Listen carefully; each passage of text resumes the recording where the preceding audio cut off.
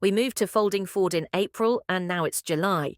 Maybe it's just because we're new here, but this village seems completely off to me. The weirdness escalated today, which is why I've decided to document everything. If anything happens to me, at least the truth will be recorded in this journal. Here's what went down today. Normally, only little kids believe in giants, but that's exactly what came barreling down the hill towards me. I was standing on the bridge at the edge of the village at dusk, way past the time I should have been home. The figure was impossibly tall, with wild white hair flying in all directions, a long, thin frame, and a billowing coat that swung like a cloak. Up close, it became clear he wasn't actually a giant, but he was huge, easily the tallest man I've ever seen, with a face straight out of a nightmare. And there were butterflies, no, moths, fluttering around his shoulders. The road was completely deserted, the houses quiet and still. I tried not to stare, but he was too bizarre to ignore. Those moths were just as strange as him, and his face, his snarling mouth and darting, angry eyes, looked like he was ready to attack for no reason at all. I pretended to be fiddling with my bike tire, but I couldn't take my eyes off him.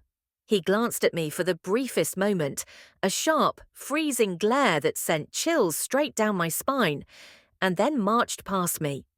That's when I realized those weren't just moths fluttering freely around him.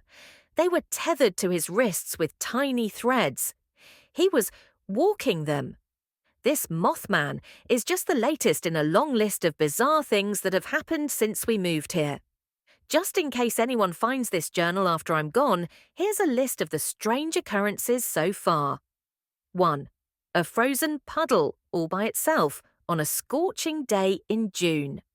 Mum thought someone dumped ice there, but I messed up by poking it before showing her. 2. Thick frost covering a single tree branch near the primary school, Arctic white and dazzling, even though it was midsummer. 3. A mini whirlwind in one of Dad's old buckets, spinning the water into wild spirals, despite no wind anywhere else. It smelled faintly salty. 4. Clouds like I've never seen before, stacked like pancakes with gaps in between. 5. My best friend Sam's sneakers froze solid while he was wearing them. He's been helping me look for clues ever since. All these weather-related oddities must be connected, so Sam and I are on high alert. The Mothman feels like a different kind of weird, but I'm convinced it's all linked.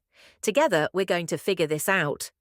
Who knows? Maybe we'll even become famous for solving the mystery of Folding Ford. And this journal, it'll be the official record of how we did it.